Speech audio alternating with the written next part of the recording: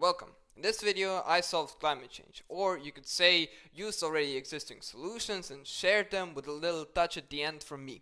You'll see what I mean. So, what is global warming? In this video I refer to global warming as a phenomenon of average temperature on Earth increasing. Why is it bad? Well, pretty simple. Droughts, change of ocean currents, change of climate overall, animals being hurt, less land, Netherlands being drowned, and African progress being reset to 200 BC. Africa is the last hope of preventing population collapse. But, okay, never mind. That is topic for another video. With that being said, why is it happening? Well, it's simple. Due to an increase in greenhouse gas emissions. Why more greenhouse gas equals warmer climate? Because of its ability to trap heat that the Earth emits. In picture 1, you can see Earth being warmed up by the sun. Then Earth irradiates the heat it gained from sunlight into the atmosphere, and the more greenhouse gases there are in the atmosphere, the harder it is going to be for the atmosphere to cool down and to lose temperature to the outer space. Almost all greenhouse gases are in the troposphere. In simple words, a greenhouse gas acts like a bubble around the Earth, preventing the escape of the heat. With that being said, greenhouse gases are CO2 or carbon dioxide, NO2 or nitrous oxide, CH4 or methane, and fluorinated gases like HFCs and PFCs. I will start from the ones that do the most damage, basically, but their importance. In the end, I will explain why solutions to them are not implemented yet and what should we do to implement them. First on the list is CO2. Most CO2 emissions come from fossil fuel use, either by mining or burning them. Fossil fuels being natural gas, oil, and coal. Best, and I repeat best case scenario, fossil fuel power plants will produce 7 times more CO2 than their alternatives. But what other solutions do we have besides alternative energy resources? Since oil is also used for plastics and other things like petrol.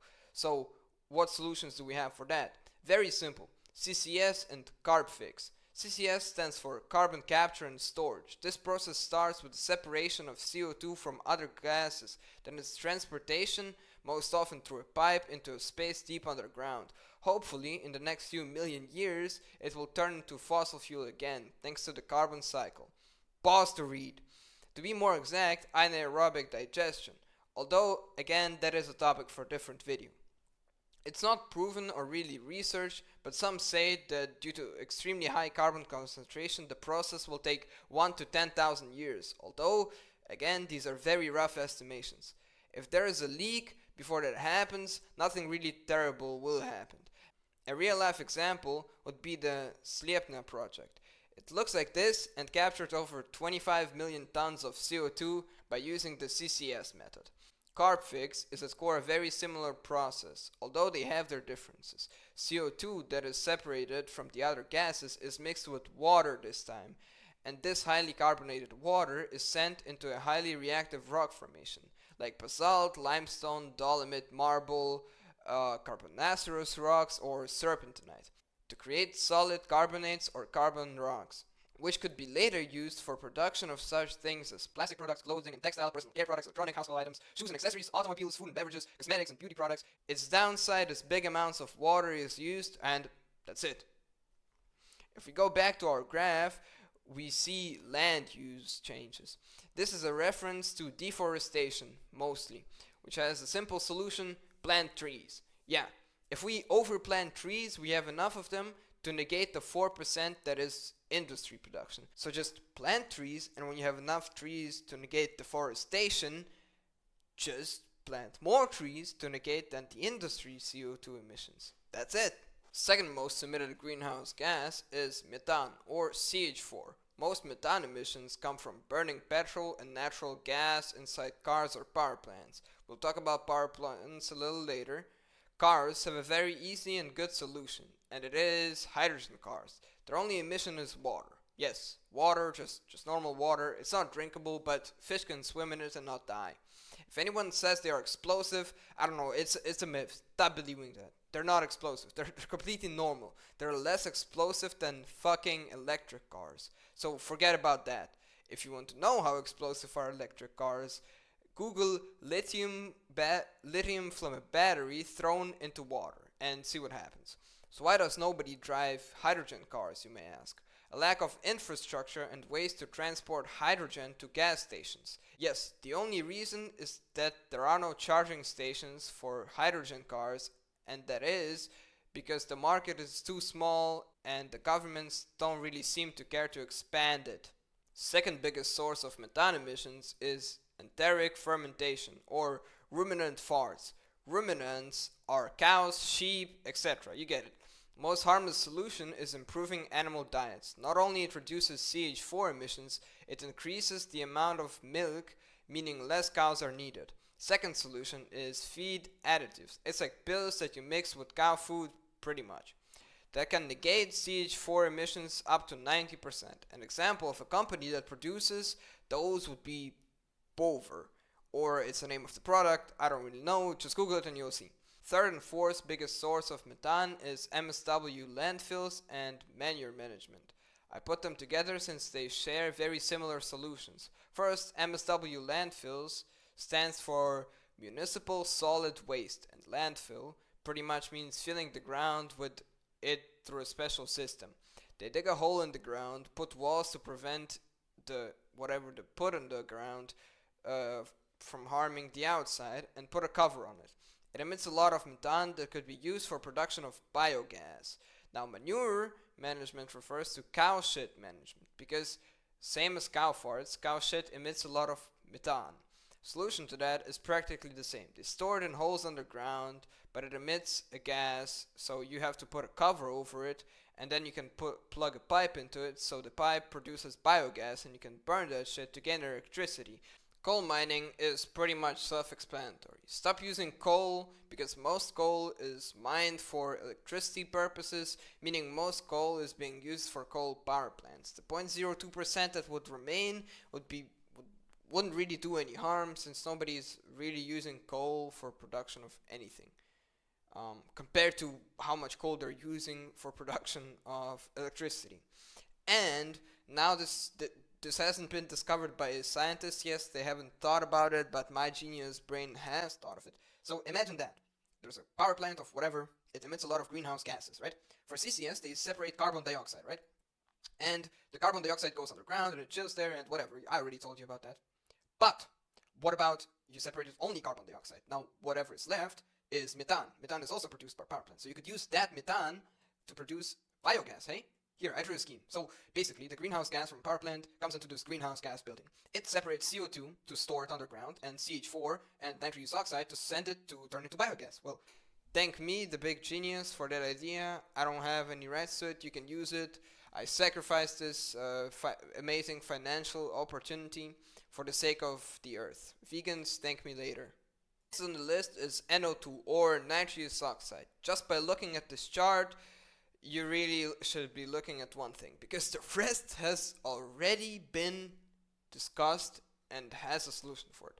Transport, hydrogen cars, power plants, alternative energy resources, manure management, using biogas, etc. Now 74% is left and it's soil management. What they mean is use of chemical fertilizers. Poor soybeans, yeah, fuck soybeans. Farm-grown vegetables are way healthier, so eat them and stop using chemical fertilizers. I say ban chemical fertilizers, because they're shit, they're bad for your health, they're also bad for the environment, so why the fuck use them in the first place, right? And the rest, I will make a video about it when they deal with this bullshit first. Now, lastly, fluorinated gases. They come from many things. Most of it is air conditioning and refrigeration. Now, this one is like 80 to 90% solved thanks to Kigali 2022 and projects like CoolUp. You can pause and read. To find out about other projects, you can visit the official ICI or International Climate Initiative website. About Kigali 2022, it's an international law to decrease the use of HFCs and replace them with natural things that don't hurt the environment as much. That's pretty much it. Now, the final most important part is how to implement the changes actually, or where to get the money to be able to afford them. What can I say? Tax. Yeah, implement tax, or in the worst case scenario, sanctions. I see a clear proportion between income and CO2 emissions, so make income-based CO2 tax Second, car tax based on the car CO2 emissions. Again, this will help people switch to hydrogen cars and charge a hefty fee for an electric battery disposal. Don't want to pay tax? Buy a hydrogen car and write your income off on bonuses. I mean, there was a bunch of tax evasion videos out there, so go watch them instead. International level tax is the harder ones. So they would pretty much need to sign a Kigali 2022 equivalent, but for paying for CO2 emissions for countries like Saudi Arabia, Qatar, and other ones. Because by mining oil, they emit a shitload of CO2, but those countries don't even have any tax. So they can't pay for the CO2 emissions. And the companies, you can't really make the company pay for their CO2 emissions because they're state owned. So in the worst case scenario, again, you should just sanction the countries and make them pay for the CO2 emissions. Banning the building of fossil fuel power plants. So from, let's say, 2026, you can only build hydro, wind, and sun-powered electric stations. The only problem there is not everyone has a good geography to utilize them efficiently. And the unfortunate ones should use nuclear energy, because nuclear energy is the most clean. Yeah, it has nuclear waste, but it's okay as long as you use it smartly. The Chernobyl won't happen. So, I mean, do with that as you will. Plus, pretty much every country has sun, and pretty much every country has wind. Almost 99 point. I don't know a single country that doesn't have a river, or two, or three. So, especially, you could use the what is it called, geoshaping or whatever. You could shape the landscape to build, for example, a strong river canal or a dam to use it for hydroelectricity. Again, the worst case scenario, use nuclear electricity, or use only CCS and CarbFix approved projects that don't emit CO2 and methane, that use some sort of technology to negate it. In that case, it would be allowed. Also, to poor and developing countries, UN should give out loans. Yeah, UN should be giving low interest loans. Instead of France doing it, we have a international United fucking Nations, whatever the fuck. It should be giving out loans, brother. Give out loans to the African countries so they don't build a bunch of fucking Chinese coal power stations and then China makes them build them, the coal stations, because China is ran on fucking coal power plants. So give them a loan, make them build fucking sun power stations, and yeah, because in Africa there is no rain, no clouds, pure sun, so make them utilize that as much as they can, and that's pretty much it, bro. Like, give out the loan to African countries, so Africa will be the cleanest one in terms of CO2 emissions, by far, and that's it. Like, I mean, I'm sorry, but to the poorer countries as well, and to the developing countries, for example, like Estonia, that doesn't have really an infrastructure up to date with its economy growth, then give them out a loan to build nuclear and hydro and wind electro stations, so they will have also a clean source of energy. And the electricity, like, it's not more expensive to build a wind powered electricity station than a coal powered one. It's not. It's pretty much the same.